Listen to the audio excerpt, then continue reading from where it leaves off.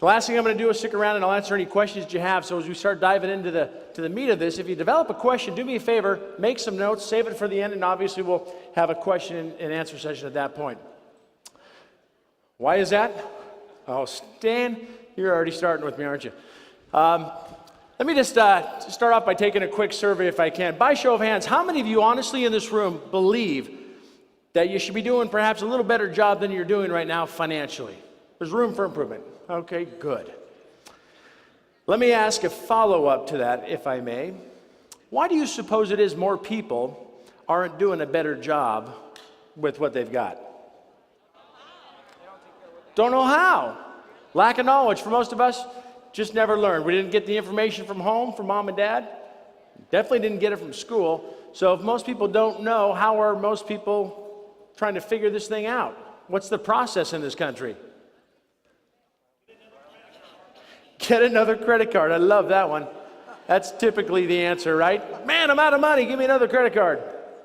Trial and error, learning from my mistakes, learning the hard way. That's an expensive education. It's one that I promise is costing you every single month and has been for a long time.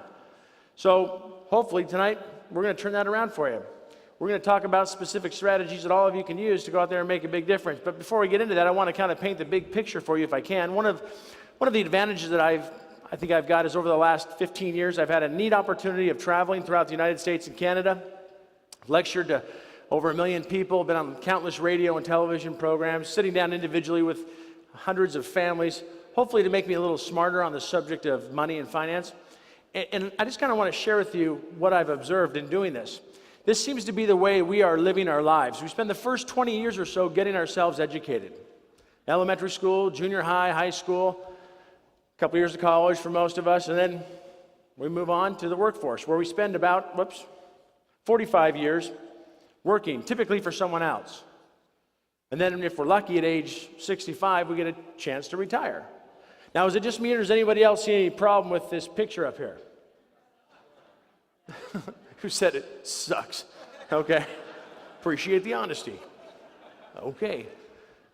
It does kind of, though, doesn't it? And by the way, what's retirement like for most people? Brand new Cadillacs and off on Mediterranean cruises every year, or struggle? It's struggle for 95%. It's awful. In the richest country in the world, we have got people that actually hope they never live to be 95 because they're afraid that if they did, they'd run out of money. They literally are hoping that they die in time. How sad is that? And you ever ask yourself, man, where did we go so wrong? This is the richest country in the world. Well, take a look at the way we're spending our money. Every dollar you earn, every dollar you bring in, where do you suppose it's ending up? A lot of people are surprised to look at this. 35% goes to pay some form of taxes. You were reminded of this just this last week, weren't you? Everyone okay after tax day? Don't you love that? 35% of every dollar, you got income tax, sales tax, Social Security tax, tax on dividends, you got investments, we got real estate tax, luxury tax, sin tax. If you're lucky enough to have anything at all left over after you die, the government will take half of that in estate taxes, right? You're lucky that when you get your paycheck from your employer, they're not actually handing you a bill instead of something you can cash. At any rate, we got 30% goes towards debt. Mortgages, credit cards, car loans, student loans. 15% for insurances like life and health and auto, homeowners, disability. You know all the insurances you got to deal with. We've got 17% for the miscellaneous expenses, or I call the luxuries in life, things like food and water. And then we got a whopping 3%, and I believe that's being somewhat generous, 3% left over for us to save. 3% as a nation, and again, that's giving you a little bit of room there, because I don't think it's quite 3. Now, what's interesting is in Canada, they save anywhere from 8 to 9% traditionally. Germany, about 12%. Japan, about 15%. America, 3%. We are known as a country that will spend every last penny we can get our hands on. It's a joke.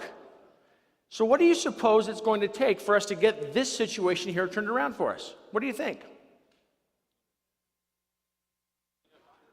I think, say that again. You said, yeah, I like the first one you said. Attitude. We got to take a look at our attitude.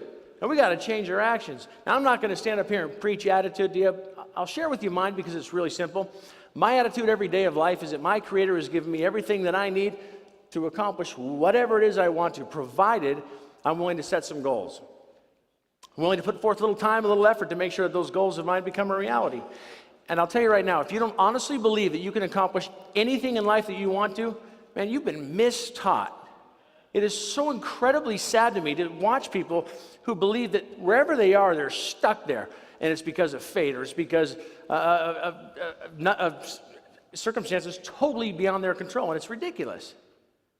See, I believe people end up in life about where they expect to.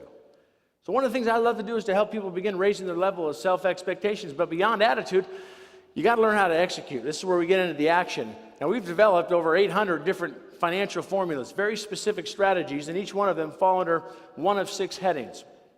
Listen to these headings. Tell me if these kind of resonate anything with you. Starting with insurance management, where we teach people how to save literally 20 to 50% on insurance costs. I don't know if you feel like you're